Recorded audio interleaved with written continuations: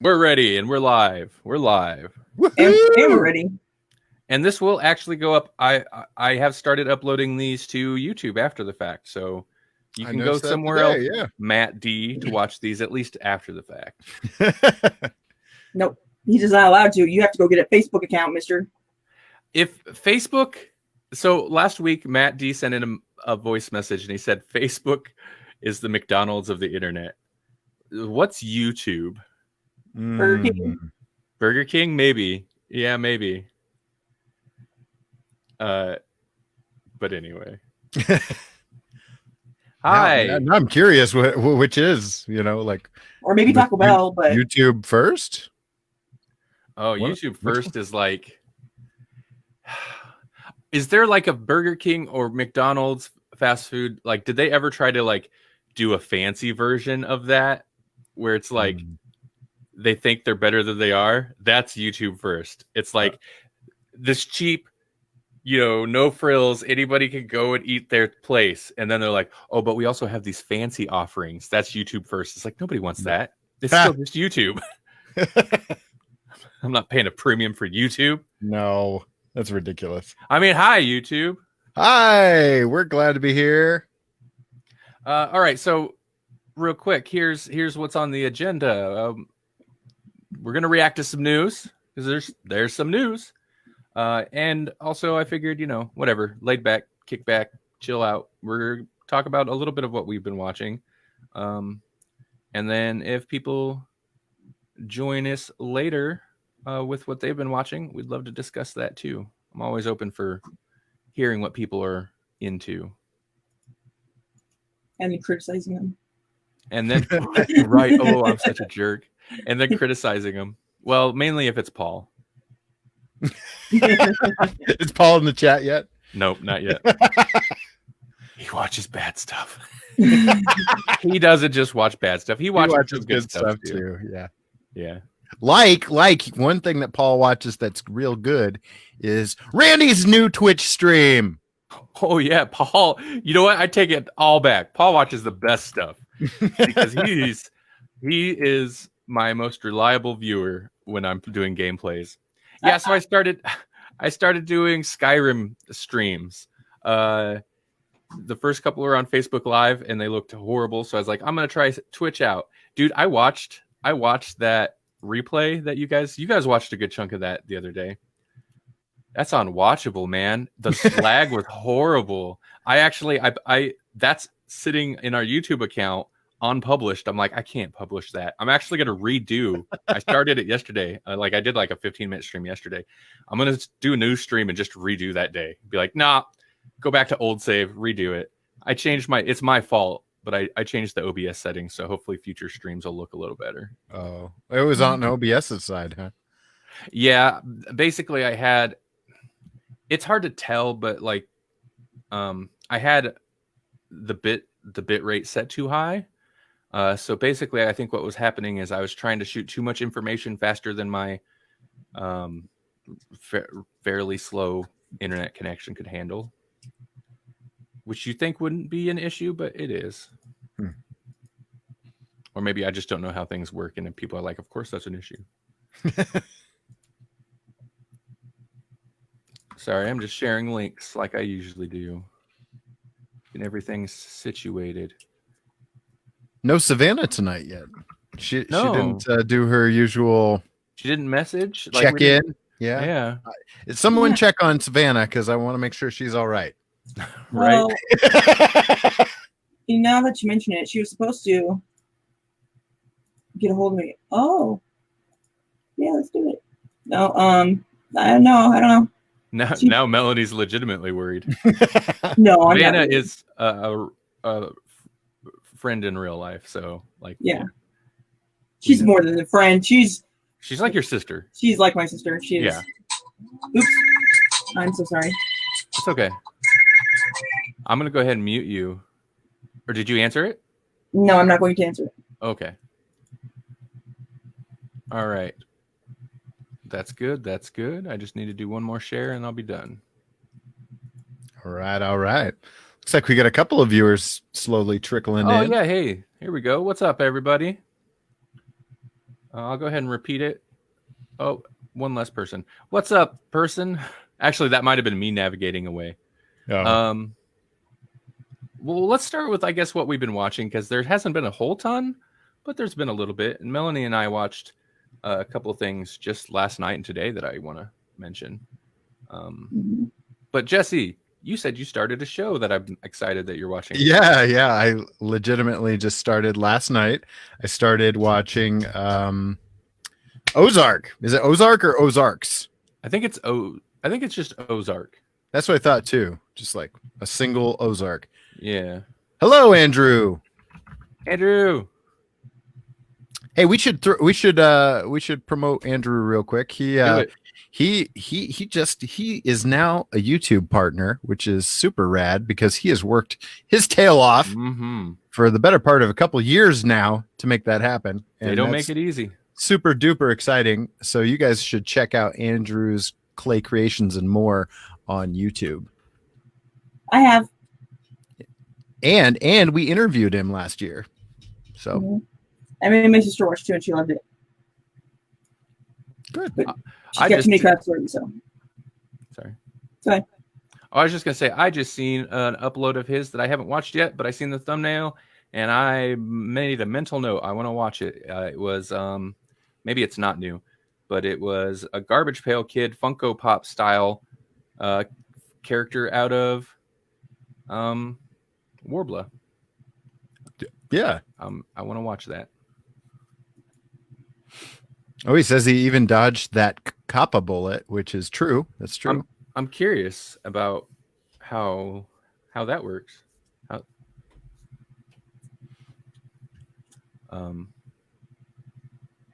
don't know, but I want to say Warbler in my regular everyday talkings. We'll talk about Warbler more. Yeah. You will. Good. So Ozark, what do you think of it? It's super dark. Like I didn't know what to expect, and we'd looked at the synopsis for it and was like, that doesn't sound, like everybody talks about it, and so we were like, we should probably check this thing out, especially since we've kind of finished up a lot of our binges or whatever, the ones that we'd kind of waited on. Like we finished up Picard, and we'd finished up, I can't remember what we just finished up. But yeah, so we thought we better try this out, better check it out, and started it last night. And the first episode is so much. There's so much that happens in that. Like it goes from very subdued Jason Bateman just being like, I don't know, autistic. He's either a sociopath or he's autistic, and we can't decide which. Maybe a little bit of both. And he's just interesting to watch because he plays his straight man thing so perfectly, so deadpan. And then things just go crazy. Like everything happens. Let's see. I included a link to Andrew's YouTube channel in the chat. I don't know if it's showing up as a link, but it's there. Yeah, it's hard to get a good gauge on his character right off the bat because Breaking Bad is a good comparison for like the tone of the show a little bit. It's serious, it's heavy. It's like kind of normal seeming people in the crime world, I guess, but you don't get the same sense of Bateman's character as you get Walter White at the beginning. Yeah, he's hard to get a beat on, especially when they do that weird like fantasy of, they go into that fantasy of his in the first episode with the prostitute or whatever. Yeah. Like, what is that? And honestly, they don't do that kind of thing very often in the show. It's a very odd thing I recall from the first episode. Well, I notice he has these weird dreams or pseudo dream moments already in the first 3 episodes, that because I've watched 2 full episodes and we started the 3rd one before the stream tonight. And it's like he'll be just like in the middle of crunching some numbers, and then Sarah McLachlan will tell him that he shouldn't adopt a puppy. Oh yeah, you're right. You're right. He's kind of like perpetually in the middle of a mental breakdown. Right. Which is fair. But yet he's like too pragmatic to ever have the full breakdown. It seems like, at least again, I'm only 2.5 episodes in, but whew. That's not a bad Breaking Bad meets the Hatfields and McCoys. Oh, ha! Because you've got the I don't even know how to describe them. I guess trailer park family. Yeah, basically, yeah. I was trying to, they're kind of rednecky, but it's not just redneck. They're not like, I don't know. I like how like he comes in thinking he's gonna just do his thing, and everybody's like, "No, I know what you're doing. I 25% at least." Yep. Like the strip club where he's like, "Come on, I know what you're up to." Melanie, speaking of only watching a couple episodes, Melanie and I, a new show dropped on Netflix just on 420, and it's a fitting show. What is it called? I need to look it up. It's an animated show. Yeah, I don't know how I feel about it. Midnight Gospel on Netflix, and I had heard nothing about it, and Melanie and I were gonna do a Netflix party, and I seen that, and I was like, "What's that?" And it got my attention because it's co-created by, like, the animator is the guy behind Adventure Time and Bravest Warriors. I love Bravest Warriors. Me too. It's such a good like web series. So and the animation. What? So throw a blanket over it. That's right. Catbug is the best. Yes. So it's got a little bit it's kind of got that look to the animation, but it's an adult series. So I was like, oh, interesting. I'm kind of conflicted on it. Yeah. I'm real conflicted on it. We watched 2 episodes. They're like 30 minutes long. The animation is awesome. Mm-hmm. I love the animation. I love the plot line that happens in the background while the actual like dialogue is happening. Mm-hmm. But the co-creator, hold on. The co-creator is, where'd it go? Duncan Trussell, who's a podcaster. So basically, while there's all this, like, there's these characters going through this like adventure, there's all this crazy stuff. They go to different worlds. But during the whole time, the main characters we're following are having a podcast, are talking. They're having like one of those like kind of psychedelic spiritual podcast discussions, talking about, I don't know, just various things. Because Duncan Trussell's a longtime podcaster. I know it's not anything like it, but it made me kind of feel like Dr. Katz. You know? Did you ever watch that? Yeah, I know what you're talking about. Like it's like kind of boring. It's like boring. And I don't know, whatever, but in this one, there's actually lots of interesting stuff happening around, you know? Yeah. It's weird because the podcast conversation oftentimes, like, it'll tie into what's happening. Like, the characters will sometimes acknowledge, like, hey, that guy took my eye or something. But like, they're having this conversation that oftentimes, like, as far as I could tell, has little to nothing to do with actually what's happening on screen. Mm-hmm. And so they're just talking the whole time while, like, the first episode is a zombie outbreak, and it's the main character and this little short, tiny president of the United States, and they're wandering around the zombie apocalypse having this conversation while all this crazy stuff is happening. Mm-hmm. They're helping a lady with this water birth. Like, it's insane. I don't really like the podcast aspect of it, though. It's that's interesting. Yeah, and I think it's kind of, Catbug is the best. I'm a little behind on comments, but yeah, Andrew agrees. Catbug is the best. Mm-hmm. After the second episode, I was like, I need to take a break from this for a little while, because I loved everything that was happening, except I did not care for the conversation at all. I was like, no. That it's like, no offense, but like, that podcast, that's not a podcast for me. And the fact that podcast is smothered, is overtaking this amazing animated episode, I'm like, I don't know. You think that I was overthinking it? I couldn't pay attention to their talking really. Yeah, well, maybe I Yeah. just need to tune them out. Yeah, that's why I kept saying it seemed like it was just disjointed. But that's because I couldn't pay attention to them because I was too busy watching stuff. And then I'd drop back into what or like catch what they're saying again, and I'm like, what? This doesn't make any sense. But it probably does. Maybe if you just sit there and listen to the whole thing, but it wasn't really that entertaining. So, Melanie, Paul says he wants the past phone to make a comeback. yeah, me too. They're kind of cool, huh? And I want the little chairs where it's like a chair with a desk attached to it that you sit next to a phone. I want one of those too. It's a reference to Melanie, the photo Melanie's using if you're listening to the audio later. I never liked talking on the phone, but granted, I was a telemarketer for a while, so that is going to cause you to have like absolute hate for talking on the phone. Yeah, I hate talking on the phone too. But So I like the look of them. I had like some pretty cool phones, but yeah, I hate talking on phones. As a teen, I didn't mind it, and then I went without a phone for a long time as a young adult. And then I discovered texting. And after texting, I was like, why? I don't want to ever talk on the phone. Right. I could just text. Or now it's just messages. I could just message you. Video phone is a little better. I mean, like doing this is okay for some reason, but it doesn't feel like a phone call anymore. Why don't they call it video phones? I don't know.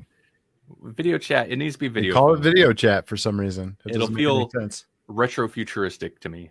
That's what we need. Yeah. Just call it video phone. If they started acknowledging how futuristic some of the stuff we have is, maybe we'd actually feel like we're in the future. I also like forget it's an option a lot of times, like I just forget that it's even an option because my whole life I wanted a video phone. I never wanted a video phone because I don't want people to know that I'm in my pajamas or naked or, didn't brush my hair for 3 days. I don't need the video portion of it. That's fair. It's weird because since we started doing these live streams, I think working from home has impacted the way because on the one hand, most of the time, if I'm, since I started working at home a while ago before this current situation, I don't want to do a video chat unless I've showered, and I don't shower as much as I maybe used to when I had a normal day job. But at the same time, like it is nice to actually like be seen and see people and talk. So yeah, I think it's overrated, but I see people all the time, so there you go. Yeah, you see people all the time. I do. I see you once a week. That's what I do. Get away from people, man. Paul says I prefer talking, and Randy has seen that firsthand. Yeah. So Paul send me. This is not going to become crap on Paul time because there's no reason to. Paul's a nice man. Paul will send me a message. Hey, you got a moment to chat? Or you got a moment for a call? I want to ask you a question. I'm just like, dude, in my head, I'm just like, just ask the question. Just ask the question. And then inevitably, no offense, Paul, but inevitably we get on the phone call. It's a pretty basic question most times. He just wants to talk. I know it. You just want to talk. I get it. You're stuck at home with the family, but just ask the question text. But that's just me being a jerk and antisocial. That's not just you, Paul. You're just the one that does it. If other people did it too, I'd feel the same way. The only other show I've watched is the I Am Not Okay With This. Have you guys seen any? Have you seen this? I know the trailer's been kind of out there. I want to see it, but I have not seen it yet. This is one of the shows that it's one of the shows that Melanie mentioned. I was like, yeah, I kind of want to check it out. But Paul says I can't type. And it's one that I've been meaning to start. We just always forget when we sit down to watch a show. I didn't realize it was based on a comic either. Is it actually based on a comic? I know it's got like a superpower thing going on. Yeah, I didn't realize that. I thought it was just, superpower themed. So did you watch the whole season? Yeah. Was it good? Yeah, once you get into it, I mean, like there's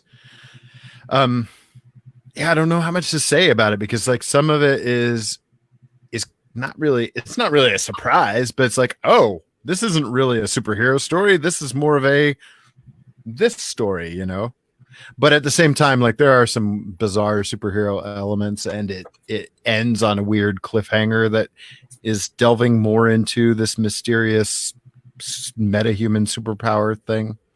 I don't know. They left it on a strange note, but it's the perfect kind of cliffhanger to bring me back. I'm like, what's happening now? So I'm just gonna leave Andrew's comment to hang there for a while. Fair assessment. Okay, for the audio listener, the Andrew's comment says, Randy sounds like a bad friend. Just call me Paul. All right, I'll call you Paul. Yeah. I'm a jerk. Wow, zing. I'm fine with a chat once in a while. On my time.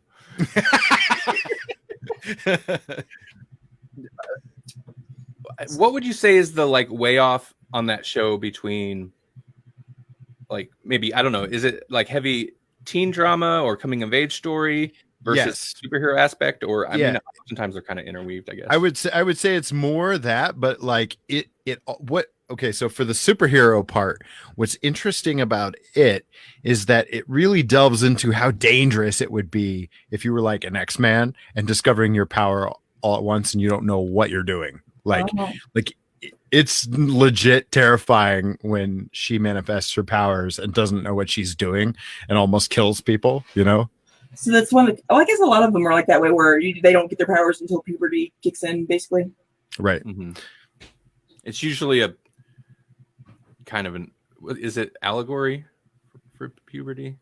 Oh yeah. In the X-Men it is, because usually their power manifests in their teen years or whatever. It's puberty and then racism. Depends on the story, but that's usually the kind of or some kind of trauma will trigger their mutant ability kind of thing. And so it's kind of the same kind of deal. Like she just it's both. Like she's a teenager and there was a traumatic event in her family. And so she's trying to come to terms with that.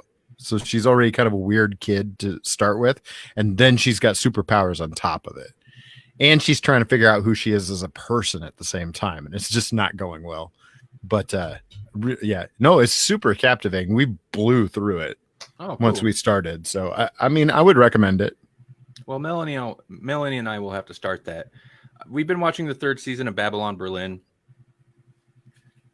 The first 2 seasons of that show, in my opinion, are great. The 3rd season, I'm just not really kind of into some of the other plot lines they've got going on. So I've been struggling with that one a little bit. Yeah. But we've been watching Westworld also, and that's... we finally started the new season of Westworld. It's Westworld. It's Westworld. How far in is it? 5 episodes. Okay. And it's going to be a short season. It's like, what did I say? It's 8 episodes? Okay. See, I'm excited about it, but I'm going to have to like get a month of it and then cancel. So I'm going to have to binge it, you know? You just got a couple weeks left and you can do that. All right. And it is bingeable. It's Westworld, man. It's one of those where every episode ends. I'm like, no, whether it's the next one, I just want to watch the next one now. Right. Yeah. By the way, chat, Paul, Andrew, Paul, I don't think I said hi, Paul. Welcome. Thanks for tuning in. Paul was scheduling his dinner time around our show. What? I appreciate you, Paul. I do. Randy may not be a good friend, but Paul is. Yes. I might not be a good friend, but I appreciate the thought.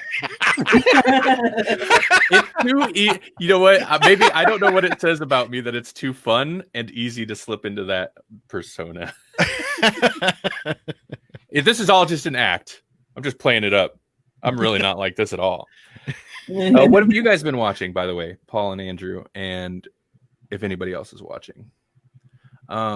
Melanie and I last night, that relationship is not equal. And Andrew. Andrew is really he's digging into being real with me. Yeah, he is. And he's digging into your psyche a little bit. I think he's trying to figure you out here. I take as much as I give, and if it's very little, it's equal.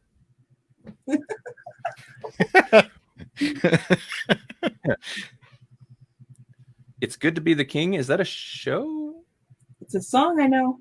Oh no, it's not that. It's just And me playing Skyrim. I need to do more of that. I don't know if I'll be able to do that tonight. I've got the itch. There's scream for that. Fever. But I must say that's what I've been doing more than anything is less TV and more like just playing silly games. I mean, like I don't know if we talked about it last time, but we did that stream for the crayon physics. We talked about crayon physics during the puzzle game, and then I did a little stream. I didn't even know I was going to do a stream. It was for the Discord, and then it became a stream, and it was fun. It was people chimed in. It was kind of cool. I give you forewarning. Yeah, no, well, you gave me some warning. That was fun. That was a fun game to stream, though. Yeah. Savannah watched and give us suggestions. Andrew said, "I finally watched the now we know who watches The Watchmen. We do know. I finally watched The Watchmen on HBO. I've been very curious about that show. I have not.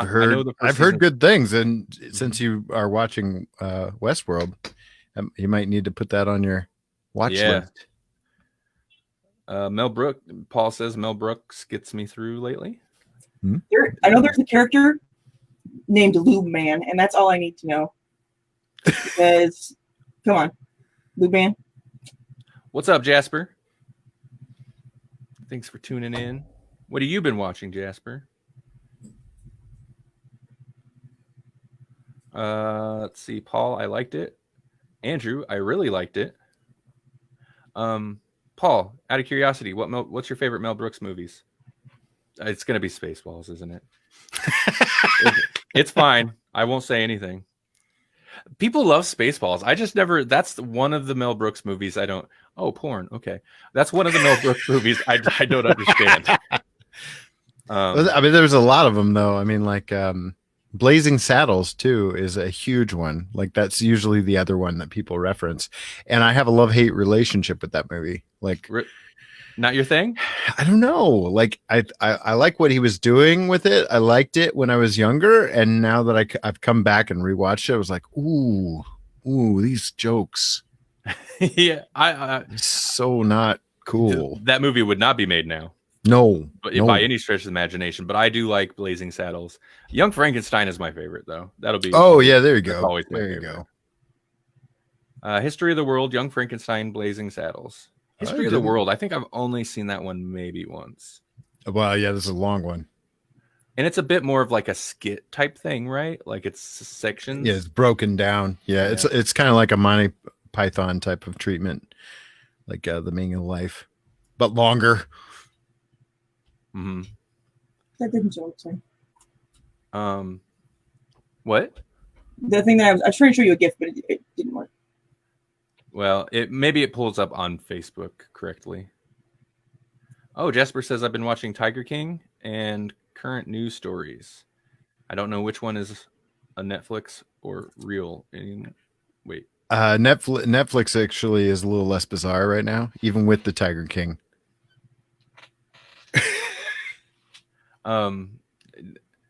Yeah. Well, I mean, we talked a little bit about Tiger King, so we don't. Last week or two ago. So we don't really have to get into it. I think people are maybe over it, but I've slowly been making Melanie watch it though. I've watched it myself, and then once in a while, Melanie will come over and be like, "I'm just gonna put the next episode of Tiger King on." So she's slowly been watching it against her will. Yeah, that's okay. We watched a couple of fantastic movies though. Mm-hmm. I want to say this weekend. Our schedule's off, but last night and today. We watched Dr. Sleep, the Shining sequel, which I thought was pretty good.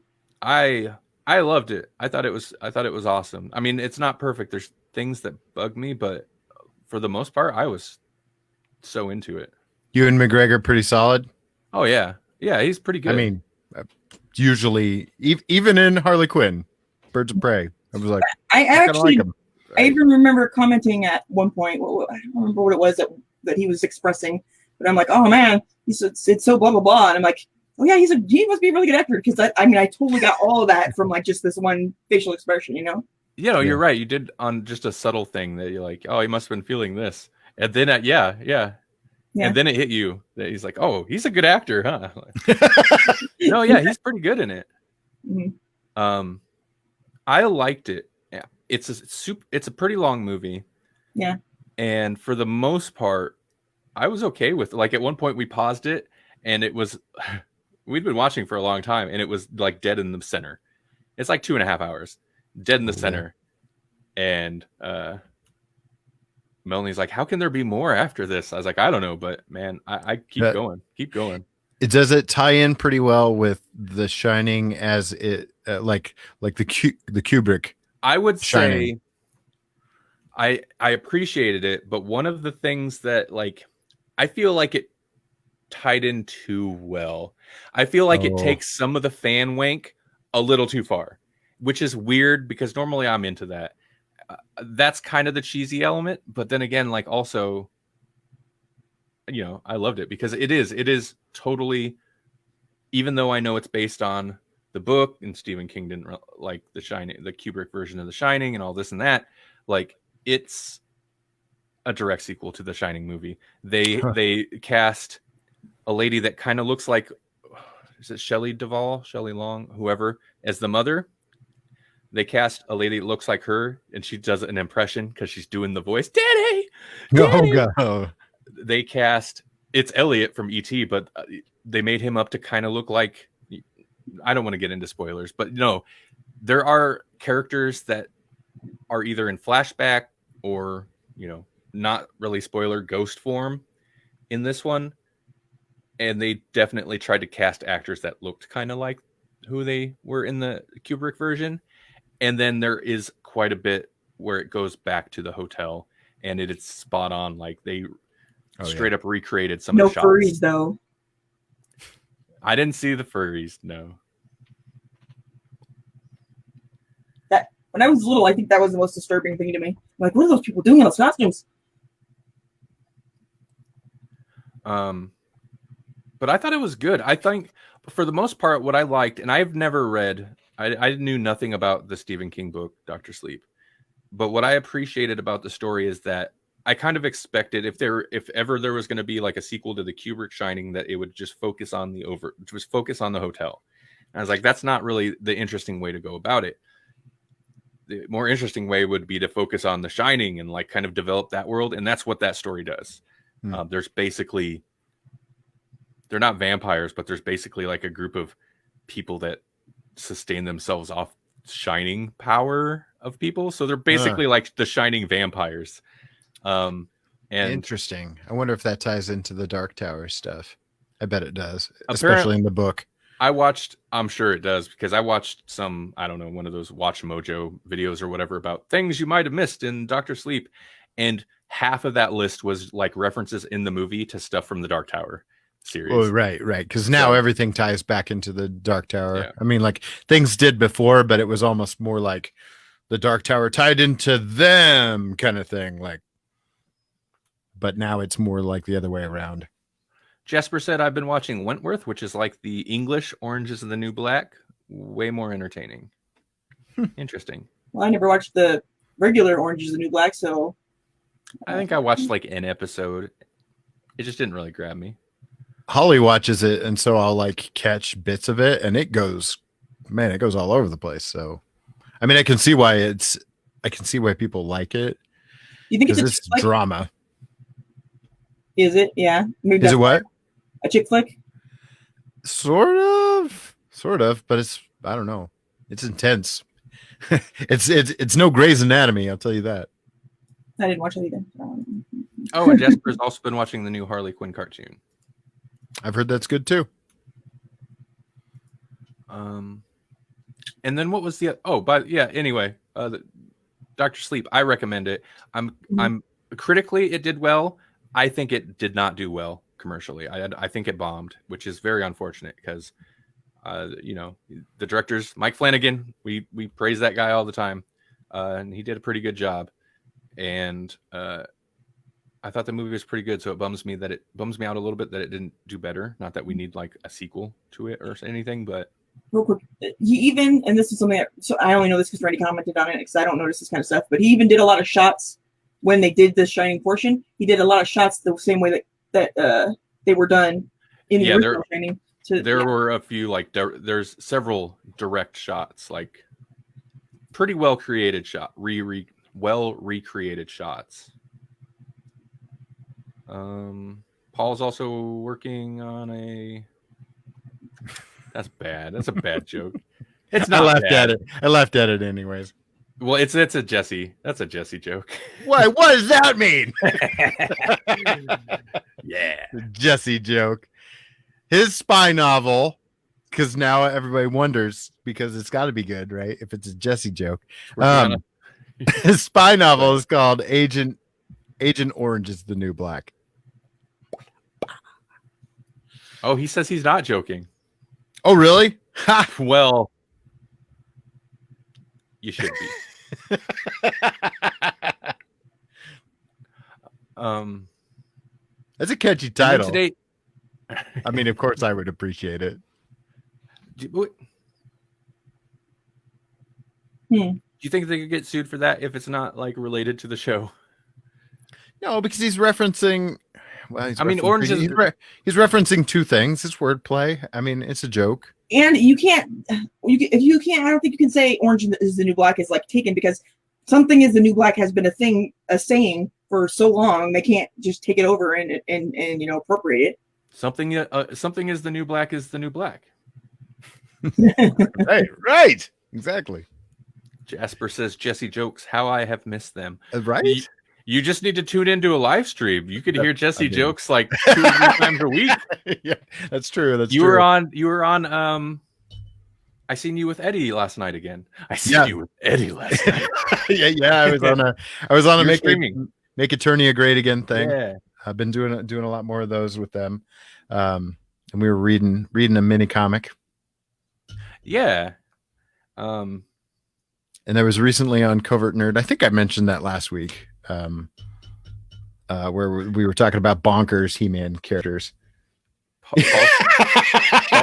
I hear them in my sleep. You really need a doctor for that. A doctor sleep.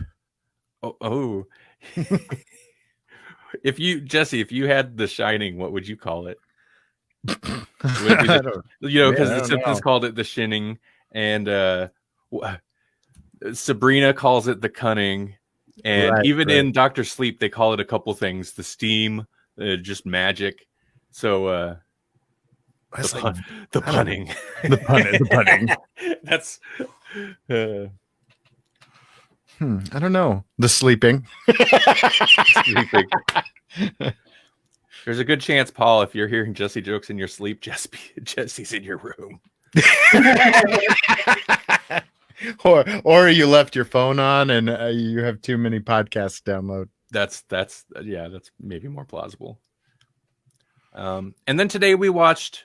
It came out in 2018, but it's been one I've been meaning to get around to. Annihilation with Natalie Portman. It's a kind of a weird cosmic horror type thing, and would have been a good movie to pair with Color Out of Space. Yeah, they're very similar themes. Yeah, it's got a very similar thing.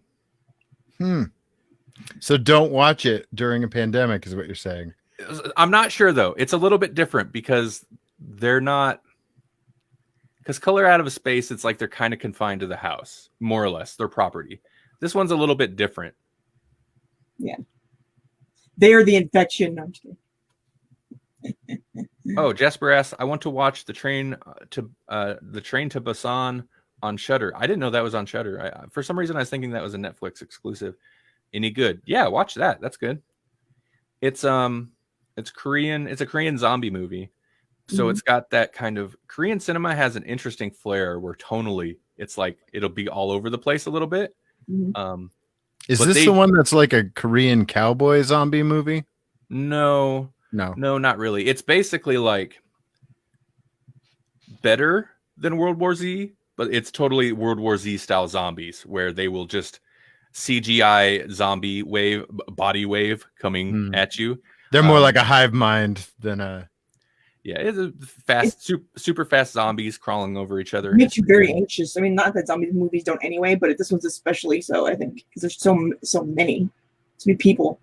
Yeah, it's good, and like I said, it's Korean, so like the horror's pretty good. The action is good. There's kind of a lot of action. It'll go kind of melodramatic, a little more than we're used to here, and then occasionally even a little wacky, and then just right back into horror. That's just kind of how a lot of Korean cinema is. Also, Escape from New York is on Shudder. Well, yeah, you watch that. I'm surprised we never did Escape from New York on GCU, Jasper. We will. I think that's just a Carpenter. I didn't want to burn through all the. You should. What you should do is you should do. Was it The Rock? Do a Michael Bay movie with Escape from New York somehow, because you got to escape The Rock, right? Interesting. Okay. I don't think you escape The Rock. The only person who's ever escaped The Rock is Sean Connery. If you smell what he's cooking. What do you think Sean Connery cooks? Probably some Scottish thing, right? This would be like haggis. Haggis, Yeah. that's what it was. I was trying to remember. It's the only Scottish food we know. Yeah, well, yeah. Scotch eggs? That's a thing, right? Boil some potatoes. Scotch. Just fair Scotch. Fair enough. Breakfast, lunch, and dinner. Shaken. Not stirred. Yeah. That's right. I don't know why you're shaking your Scotch. What's wrong with you monster? You monster.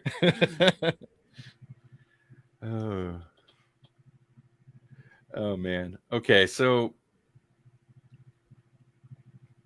I think that's pretty much it for stuff we've been watching. Yeah.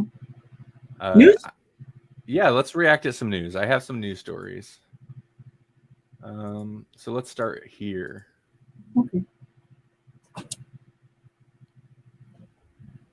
Paul says a Marvel movie and Escape from New York, since New York always gets destroyed. Oh, if we do Escape from New York, we should do Lockdown. What was the name of that? There's a movie with somebody like Guy Pearce or something, but it's basically Escape from Earth. It's totally basically the plot of Escape from New York, only instead of New York, it's space, like a space station. Huh. And they got sued by maybe Carpenter, whoever else owns the rights to Escape from New York. And in a French court, they won. So it was ruled that movie did, in fact, infringe Escape from New York. Anyway. But it's not a bad movie. Huh? It's in space. I got to find out since I mentioned it. Lockout.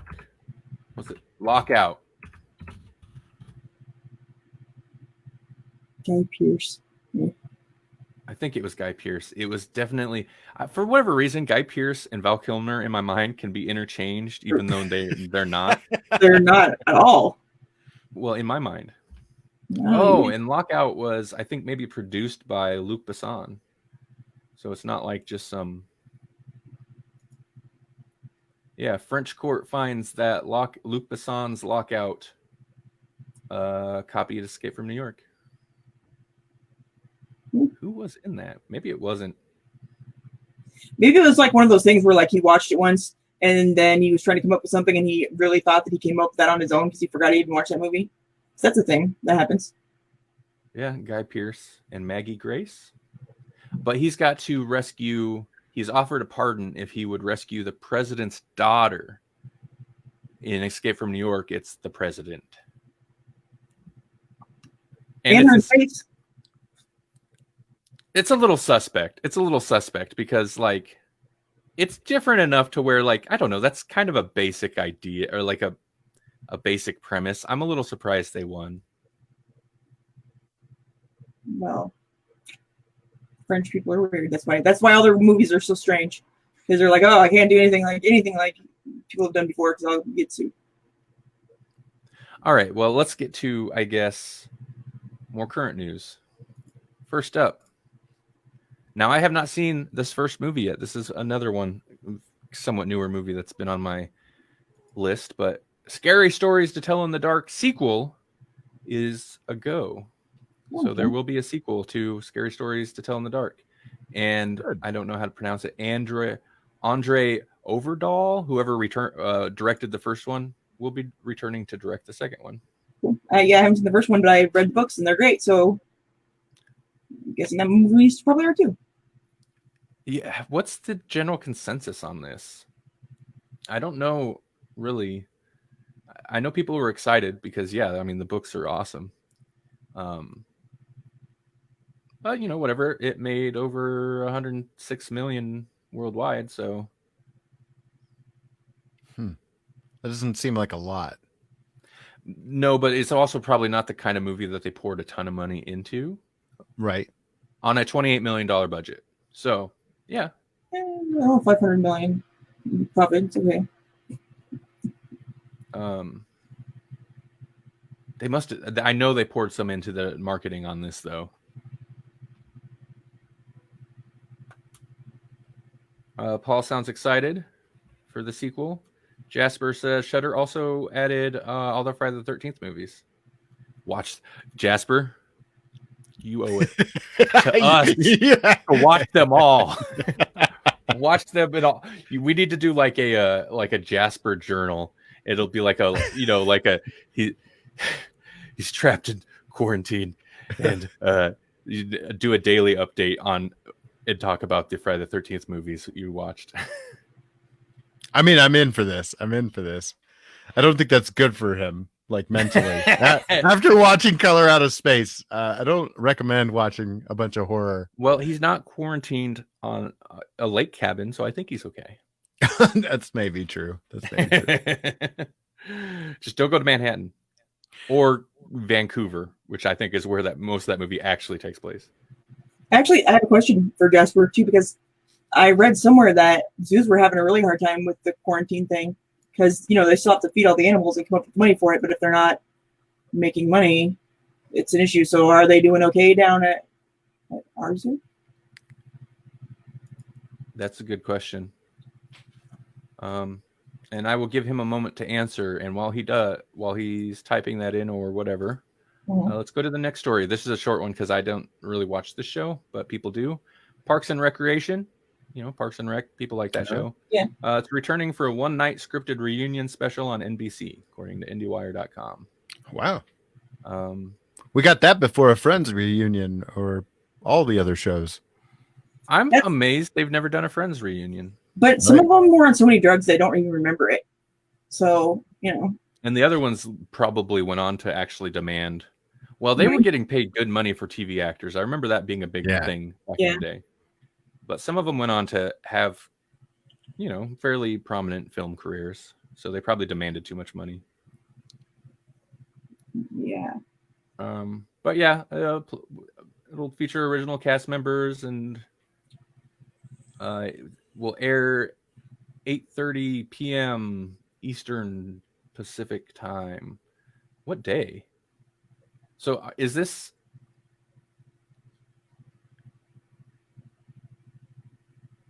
Oh, interesting. So it will have something to do with current events. So I wonder how they're producing this, what it's going to be. Because I know there are some shows that have been talking about doing like basically a gimmick episode where it's basically everybody on their webcams. They'll come up with some type of story to do. I feel like Doctor Who already did stuff like that. Right.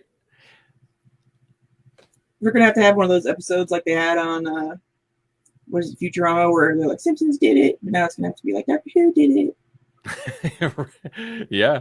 No, Doctor Who, there's actually been a lot of stuff coming from Doctor Who actors and stuff, because recently, and I haven't watched it, but I noticed there's another video of Amy, but there was a Rory video with what's his name, Arthur Darvill. Yeah, and written by Neil Gaiman, which that's what really surprised me. I was like, oh wait, what? This wasn't just some like thing that Arthur like scribbled together himself, you know. But also the Whitaker. This is several weeks ago now. released several like her dressed up as the Doctor, like in her closet or something, talking about, you know, social distancing and stuff. Huh. Which is wacky, but you know, whatever. It's kind of cool. I appreciate that. Yeah, I mean, it's a all ages family friendly show, so Right. it's kind of cool that the Doctor is like kind of talking to kids for the most part in those little vignettes. Are they going to do actually the story from the Rory one? Because I want to see the story. No, I mean, I think it was just that little clip. That would have been great. I'm the pretty one. I want to hear a story where Rory's the pretty one. I mean, he is the pretty one, so there you go. That's what I said. I do like that he basically runs down what happened to his character, and it's just so ridiculous when you actually like list out like how many times he died. He was a plastic soldier for like 1,000 years, like just all this stuff, and it's like, yeah, that's Moffat's writing. Moffat's writing is out there, man. Yeah, that's true. It does make Chibnall feel a little more subtle and measured. Definitely a little more grounded. Yeah. Okay. What other news do we have, Randall? I haven't commented on Jasper stuff. I probably won't. I'll just say he says the zoo's fine. The animals will always be taken care of and remain top priority. That's when the official stepped in and took over Jasper's account. Animals will always be taken care of and remain top priority. Yeah. Well, I've just heard bad stuff from some other zoos in the world. You know? Yeah. Corporation's gonna corporate. Yeah. Right. All right, here's a fun story. I mean, as fun as Pulp Fiction gimps get. Wow. That is a specific type of fun. It's a very specific type of fun. Quentin Tarantino clears up a big mystery, I guess, about the craziest Pulp Fiction scene. And this is from IndieWire.com. The subtitle to this article, or whatever subheading, is a little misleading. Basically, Empire Magazine interviewed Tarantino, and there was a fan question about the Gimp character. And Tarantino said, quote, "It doesn't quite play this way in the movie, but in my mind, when I wrote it, the Gimp's dead. Butch knocked him out, and then when he passed out, he hung himself." Yeah, that's what I always assumed. Mm-hmm. But that's not the big thing. I think the question was more about like what happened to him and like who was he? Because we don't know. He's just the Gimp. Right. In terms of backstory, he was like a hitchhiker or somebody that they picked up 7 years ago, and they trained him, so he's the perfect victim. And that's the whole story. Yeah. But it's just like, well, who is that guy? And as far as like, you know, Tarantino's the writer, so he obviously didn't like write out some big elaborate thing, but he's just somebody that those guys picked up for years ago and keep as a Gimp. Trained as a Gimp.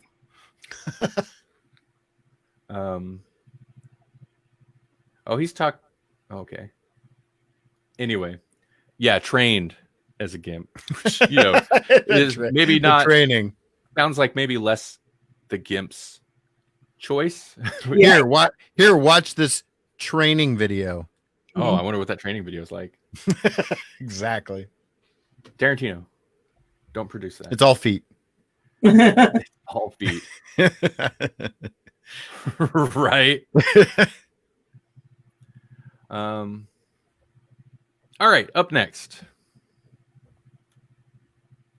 Andrew needs to go kill some monsters. Have a great night. Thanks for watching, Andrew. Yeah, thank you. We'll probably be wrapping up here soon. We got a few. I like that. Like that's like a sign out thing is Warbler. Next up, Universal inks 5-year film pact. They inked it. Pact. That's unusual. With Lego, basically. Okay, so Lego movie and the subsequent Lego movies were dubbed with Warner Brothers. Well, that license ended, and Universal now has the rights to make Lego movies. So that's interesting and kind of notable if you're a fan of the Lego movies, mainly because you'll probably see a lot less, DC and Warner Brothers characters in future Lego movies. And probably more Frankensteins and mummies. What does Universal have? Yeah. The Invisible Man. The dinosaurs. Oh yeah, there we go. I want to see an Invisible Man Lego. Yeah, me too. Would it actually be invisible, or would it be obviously a see-through, like translucent Lego head? Mhm. I like unwrap him, and then it's like, oh, I have a see-through head. But there's definitely room for a meta joke about having to animate the Invisible Man Lego character. The meta joke there. All right, that's all though. Universal now has the rights to that, so. Huh. I never watched all Lego Batman.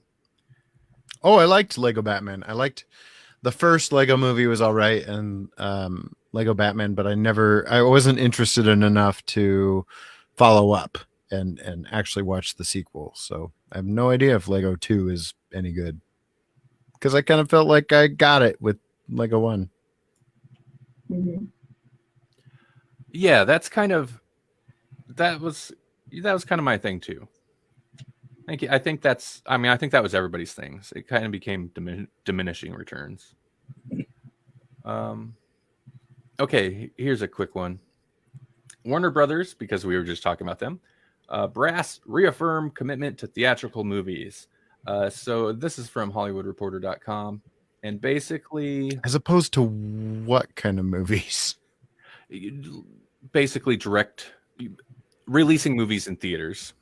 Oh, I gotcha.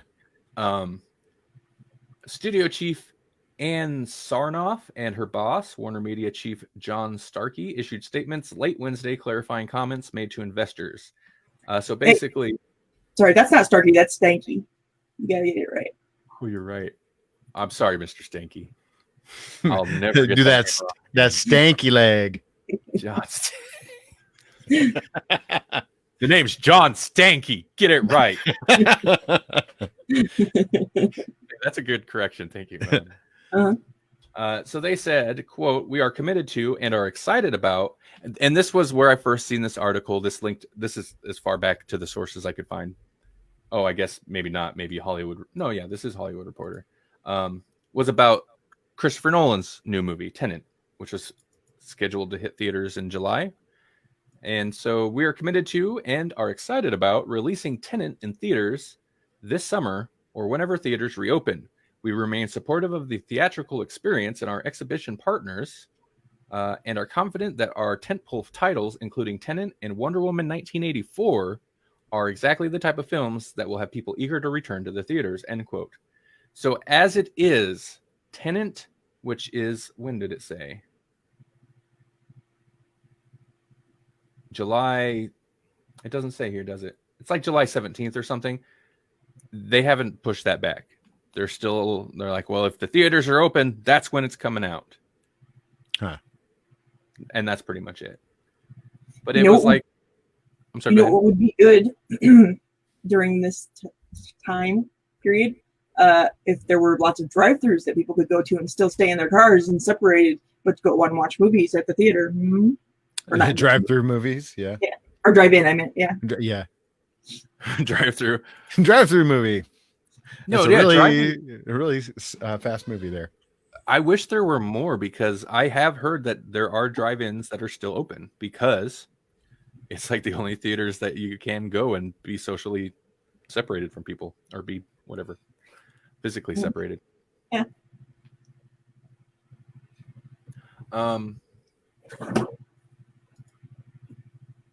Okay. Here's another story. I'm just gonna keep running through. No. Oh, have you seen this one? Well, I'm looking at what you've got highlighted, or where your cursor is. Oh, yep, that's the one I jumped to. All right, Back to the Future screenwriter closes plot hole amid renewed debate. Also from HollywoodReporter.com. This is news. All news comes from Twitter story. Because basically, there was a debate on Twitter, because none of these people have anything to do with their days now, so they're just on Twitter talking about stuff. James Gunn was arguing on Twitter with people, but also who got Chris Pratt and James Gunn were like kind of arguing about whether or not Back to the Future was a perfect film. That's funny. I like that it has to do with the Guardians of the Galaxy cast, like right. It's fitting. They would be arguing about that. But basically, which one they were arguing whether or not it was a plot hole, the fact that Marty's parents don't remember him or remember that, hey, our son looks like a dead ringer for this Calvin guy back that used to hang out with us in the 50s. And what was Gunn's point of view?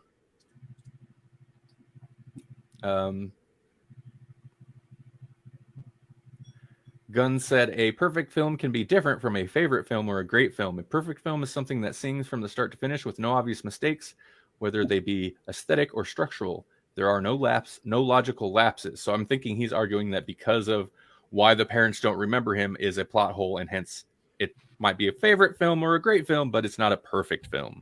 Oh, right. And Chris Pratt, why do I keep saying it with the L? It's because of where we live. We have a river named Platte. Maybe they do remember him, though, not as Marty, as Calvin. When Marty returns to present day 1985, it could have been years since his parents would have perhaps originally noted the uncanny resemblance between their son and that kid from high school 20 years previous. So eventually the screenwriter of Back to the Future chimed in. Let's see, wait, what did... Paul asks, wouldn't Marty's dad question why his son looks like the kid from high school? That's yeah, fair. but like there would have been, you assume that the Marty from back in the day or Calvin just disappears, and there's like probably a decade or more between them having that kid disappearing and them having Marty, right? You would think, right? Yeah. Now the screenwriter chimed in and said, "Oh, apparently he told this to the Hollywood Reporter." Quote, bear in mind that George and Lorraine only knew Marty/Calvin for 8 days when they were 17, and they did not even see him. Every one of those 8 days. So many years later, they still might remember that interesting kid who got them together on their first date. But I would ask anyone to think back to their own high school days and ask themselves how well they remember a kid who might have been at their school for even a semester, or someone you went out with just one time. If you had no photo reference after 25 years, you'd probably just have a hazy recollection. So Lorraine and George might think it funny that they once actually met someone named Calvin Klein, or even if they thought their son at age 16 or 17 had some resemblance to him, it wouldn't be a big deal. I'd bet most of us could look through our high school yearbooks and find photos of our teenage classmates that bear some resemblance to our children. End quote. That kind of sounds like he's had some time to think about this. yeah, maybe. That is interesting though, because even in the small high school that we went to, there are people that I'll run into and they'll be like, you remember me from high school? And I'm like, did we go to the same high school? Right. And then I'll look at the yearbook and be like, by God, we did. I didn't even know who you were. And we're talking like grades above me. Like it wasn't uncommon to not know the grades below you because you're just so fixated on your own stuff, but usually you looked up to the upperclassmen and you kind of knew who was in those classes because we're in a small rural high school and everybody knows everybody. And I think, it never really bugged me because, and the writer actually does have some, in my opinion, some valid points. Like he was around for a few days and sure he helped get them together, but like, yeah, he's around for a few days and then like 20, let's see, that was he's not even the oldest kid. Like he's 30 years later, their kid happens to look like this guy who they probably, they don't remember what he exactly looked like. And there wouldn't be any photos. I don't believe they took any photos of him. So no. Now, if they did, like back in the old West, right? Well, yeah, they did take photos of him there, didn't they? Didn't they? Yeah. So he was there for the original clock tower. Like Yep. that's pretty. You would think that'd be a pretty famous photo in Hill Valley. Mhm. What were you gonna say, Melanie? I was just thinking of how, in the original Back to the Future, what they started to disappear from their pictures or whatever. So if he had died at some point in those pictures from like the 1800s or whatever it was, would there just be like nothing there, like stuff floating in the air because the person that was holding it is gone? Stuff floating in there. Yeah, I mean, And why would they take that photo? I think Wouldn't that photograph just like turn into like blank film paper or whatever? I'm amused that in this time travel movie that it's the mom and dad not remembering that their kid looks like this guy from high school is the big like plot hole that keeps this from being a perfect movie for James Gunn. right. Let's not let's totally overlook all the stuff that had to do with recasting Marty McFly in the first place, and the fact that there's old footage that included the original actor. Or Jennifer's Yeah, the true. actress. That one weirded me out. I especially in a sequel like that, like a trilogy. I hate whatever that movie. That's actually a good go-to for recasting and what they can and can't do. But yeah, I hate when they have to recast key characters, especially if it's a like back-to-back-to-back trilogy of movies. Right. And I would be freaking, if I saw my kids and they both looked like Marty, I would be like, I'm not having children with you. That's gross. Your genes are too strong. I don't see myself in them at all. This poor daughter. Right, that's true. Yeah. Part 2 is the one I've seen. I remember so little of that. I've seen part 1 and 3 a million times. I have not seen part 2 very many times. I read the novelization. That's the kind of nerd I am. Really? Yeah. Well, I mean, but you think about back to that time, like we didn't go to the movies a lot. It's always been expensive to go to the movies. And so, and movies stuck around for a lot longer. So you could get the novelization through whatever book club, remember those? You'd get your book order forms every month, and you could get the novelization, read that thing, and it would still be in theaters, and you could still go see the movie. Man, yeah, I had the novelization for the 1989 Batman movie. And that I was wish great. I still had. I said if we still had those books go for bank now. Are you serious? Yeah, like if I still had the Back to the Future 2 novelization, I could sell that for some decent cash. I bet I got the Batman here somewhere. It's probably not in good shape, but I bet I got it. I got the Batman soundtrack tape. Yeah? Mm-hmm. Oh, the first one with all the Prince stuff and all that? Yep. There's a Bat Dance. Is that what it's called? I don't know. The music is the main thing that dates that movie. I mean, now I guess since we've got so many different superhero movies, there's probably more that dates it. Some of the effects and stuff, but because it's Tim Burton, it's already so kind of outside of time and space. Exactly. He like by making it almost like its own world, but kind of a period piece, it feels timeless. And then Prince starts playing, and you're like, oh no, this ain't right. So much for timeless, yeah. Paul said that's because TV played 1 and 3 nonstop about Back to the Futures. Yeah, and my grandparents had a ton of movies recorded off like HBO, Cinemax, Showtime, stuff like that. And I'm pretty sure they had 1 and 3 and not 2 on tape. And we'd go over there and just watch these movies over and over.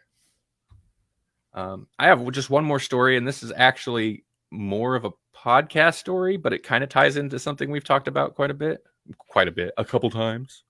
Okay. This actually came from where I usually get podcast news, from podnews.net, which is actually great if you want podcast news, like from like the behind the scenes podcast news. Podnews.net is awesome. Quibi, Quibi. Everybody knows Quibi. I had never heard of Quibi until recently, and now I see it freaking everywhere. I think it's because it's Hollywood backed. It's basically like they're like what TikTok, right? TikTok for is it? I don't know what it is. I don't even know what it is. From what I understand, it's it's short form, probably a lot of improv type and skit type content, but it's actually like, it's got Hollywood money behind it. Okay. So they're really pushing it as like, this is get your entertainment here, probably because it's dirt cheap to produce and nobody has attention spans anymore. Whatever. They're pushing it hard. And the only thing I ever see about it is, hey, it's this thing that exists. It's going to die. Well, that's kind of how I feel about it too, is like, I'm not just going to jump into this thing because it doesn't look like a real thing. Right? It seems like a parody. Yeah. Oh, Quibi. Sure. Yeah, sure. I'll sign up for that. Well, apparently it does have fans. There's enough fans to merit at least one fan podcast. Unfortunately, Quibi does not want people to use their title in their fan podcast or to tell anybody that that's what their podcast is about. So Quibi would that be a Quibi quibble? Oh, Quibbit.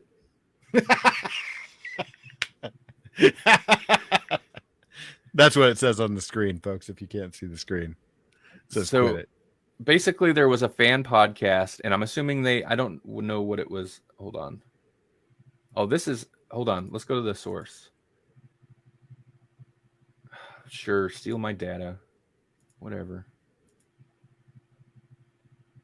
I'm not going to subscribe. Stop with the pop-ups. HuffPost.co.uk. So Quibi sent several podcasts or some podcasters a cease and desist. I really want to know. Okay, the podcast was called Quibiverse, and Quibi, whoever owns Quibi, sent them a cease and desist. Basically said, don't use our name, don't use Quibi in your podcast title. Don't tell people that's what your podcast is about. It's a fan podcast about Quibi. What? So. Why would...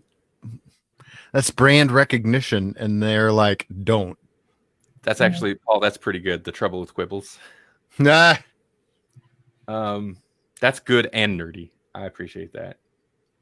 Yep. So, and I feel like I did a podcast a while back, like the first of many Q&As that I did once about podcasting. And that was something we talked about quite a bit, was like the legality of using a trademarked name. Yeah. And so this isn't completely surprising because sports teams have done it many times. You don't put the name of an NFL team or whatever official team in your podcast. You can't have the Cubs cast. Yeah. But I feel like you could if it wasn't if it wasn't about the Cubs. What if it's just about like baby bears?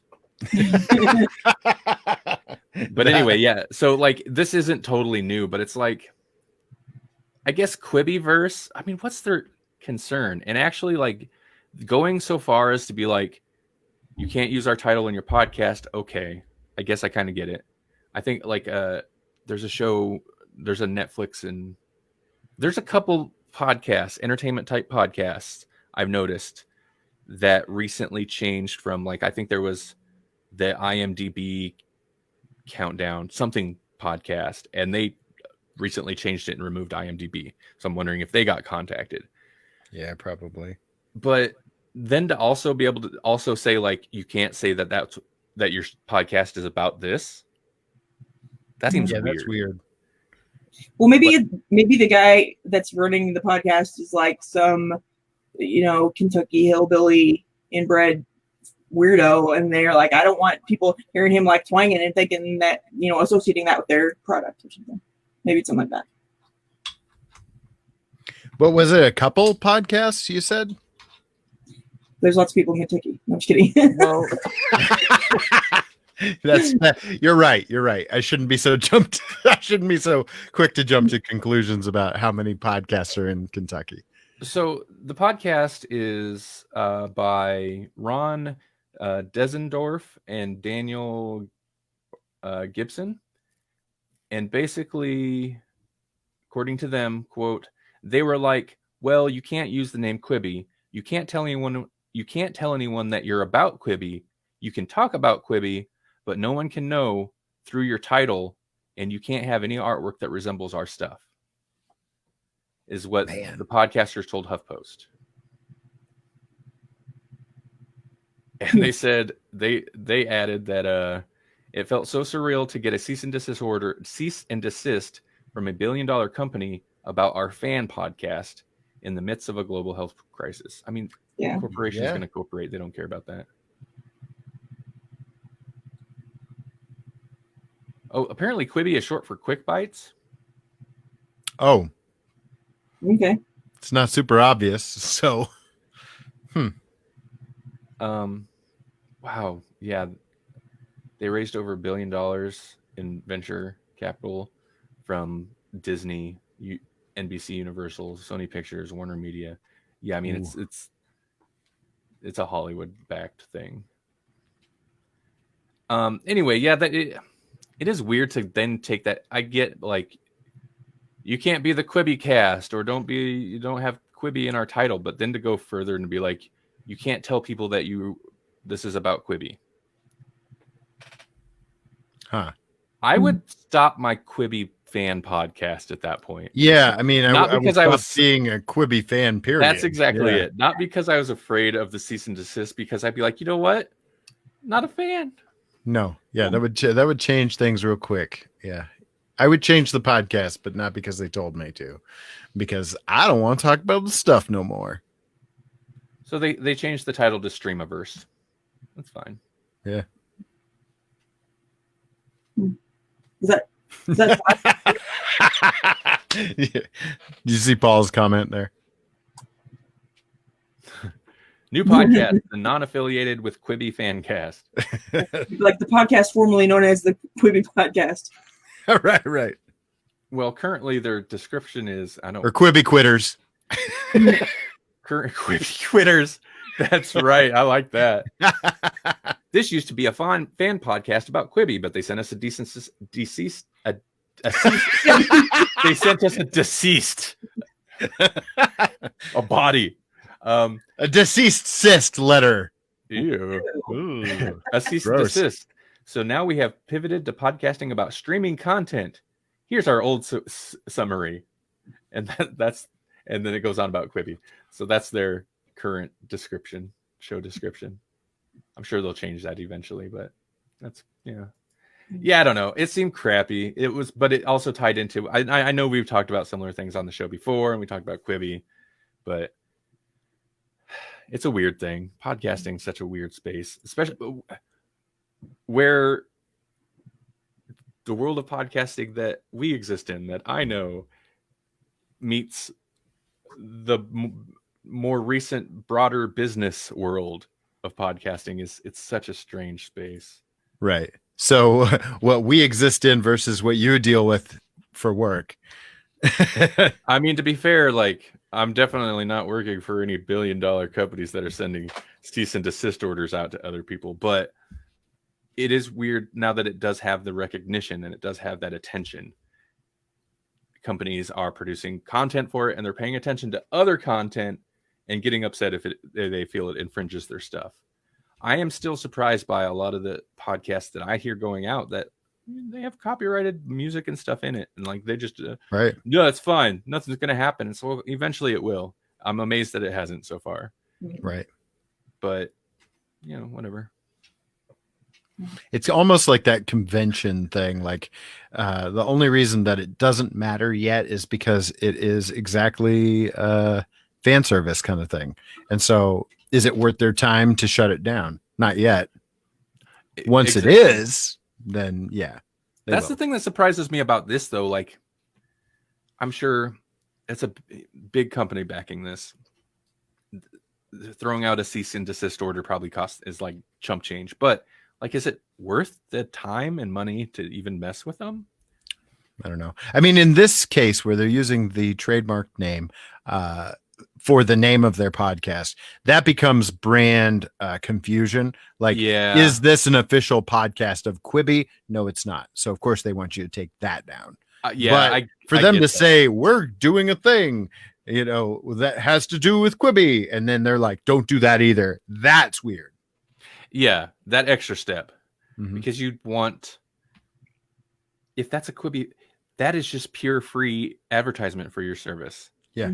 And I think it's like we're going to talk about a thing that's on Quibi.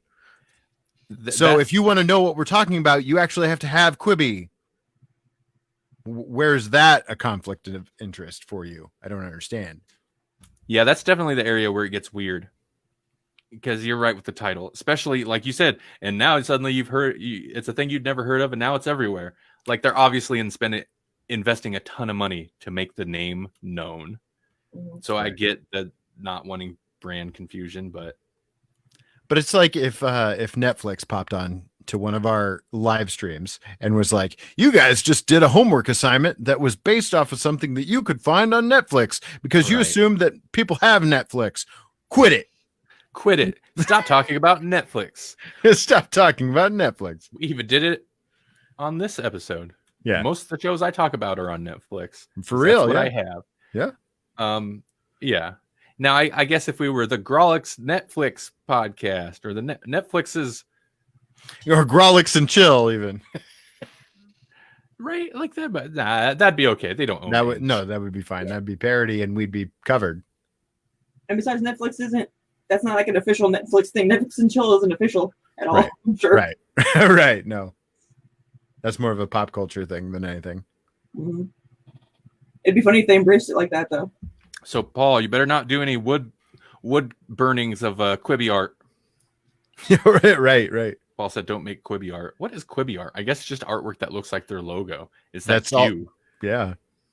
Because they haven't been around long enough for it to mean anything else. Well, welcome to the newly branded Grawlix podcast, spelled with a Q.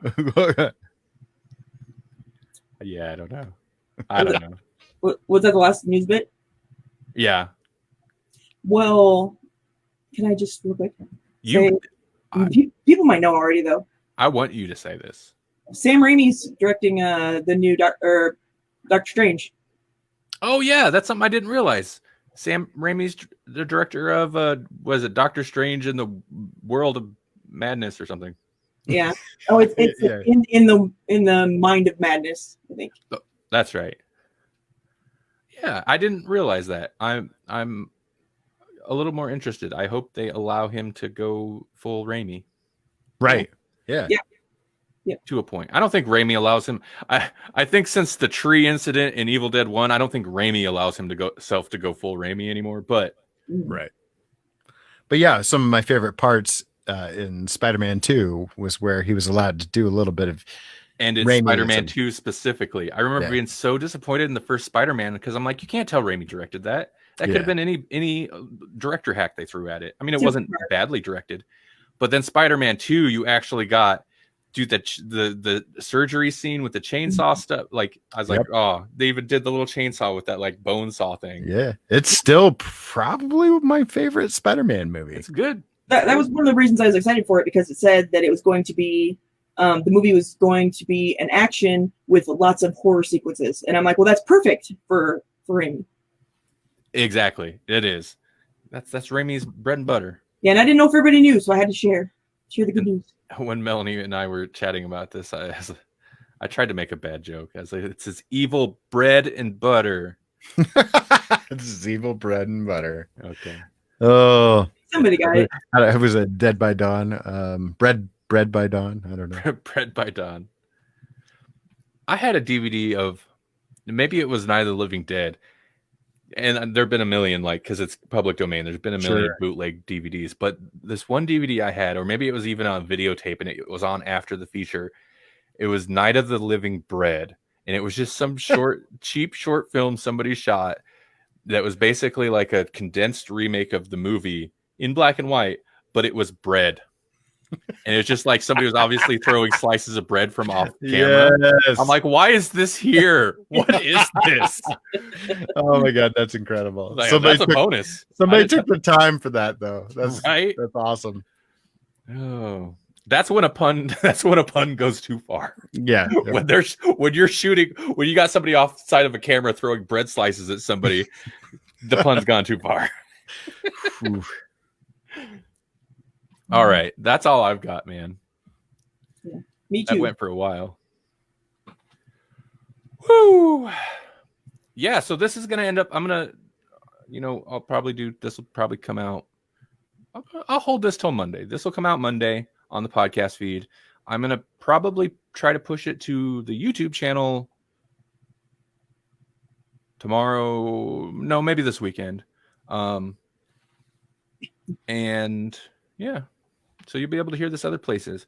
And if you want to hear more stuff like this, go to grawlixpodcast.com. It's GRAWLIX podcast.com.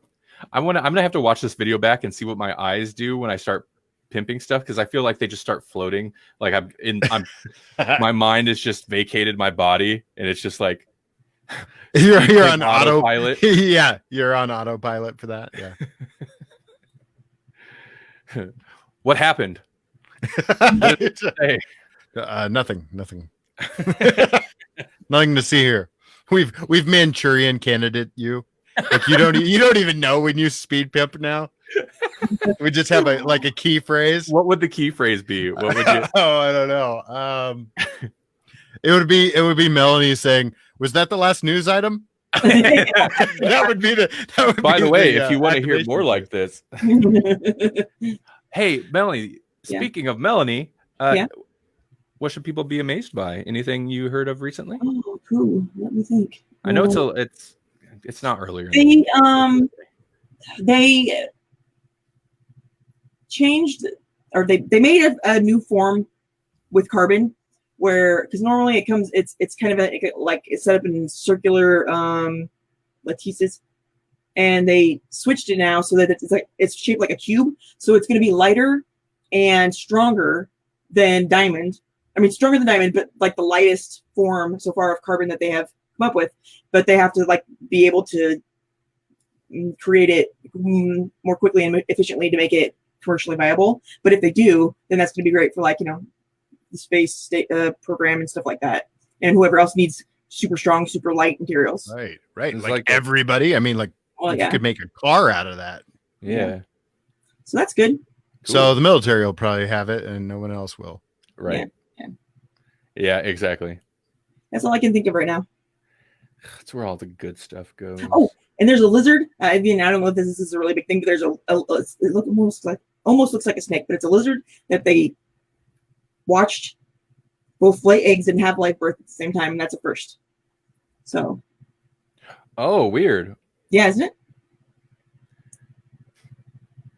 But they're not sure if it's starting to switch evolutionarily. You know what I mean? Or is it just hedging its bets?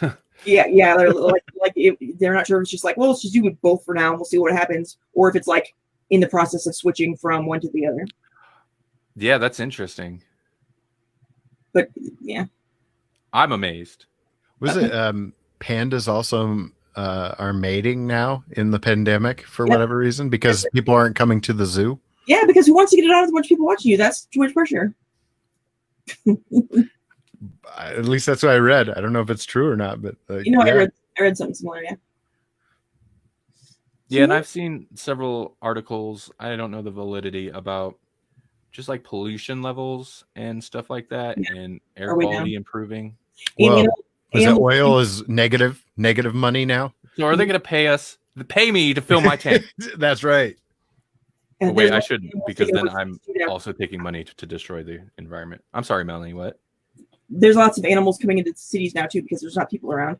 So there's been wolf packs roaming through cities and mountain lions and stuff. It is the apocalypse. It's gonna suck for them when we come back out, though. But yeah. Paul says there's a new snake named after Slytherin. Really? Huh? But Slytherin's already named after snakes, so isn't that kind of like a snake named after? It's snake. Yeah, Snakeception. Yep. There's a new snake, Bliskin. Oh, there we go. That would be awesome. We need a Bliskin snake. Yeah. Why isn't there? Hey, scientists, a little less Harry Potter and a little more Escape from New York, please, or Escape from LA if you like. It's wacky. Okay. Wolfpack for life. Okay. Oh my God. All right, everybody. Thanks for watching. Huh? I said, yep. Yeah. And Jesse and Melanie, thank you guys for joining as always. Yes, Thank you. Come on back here next week. Come on back, you hear? Paul, who's still in the stream. Yeah, hey, Paul, come back next week. What are you talking about? Paul's gonna be like, "Where you guys at?" We do this. I give you a hard time, but Paul, we do this for you. I apparently do my Skyrim streams for you too. Paul's got he's in a rare position where there's a podcast that at this point exists almost solely for him. All right. Talk to you guys later. All right. Bye.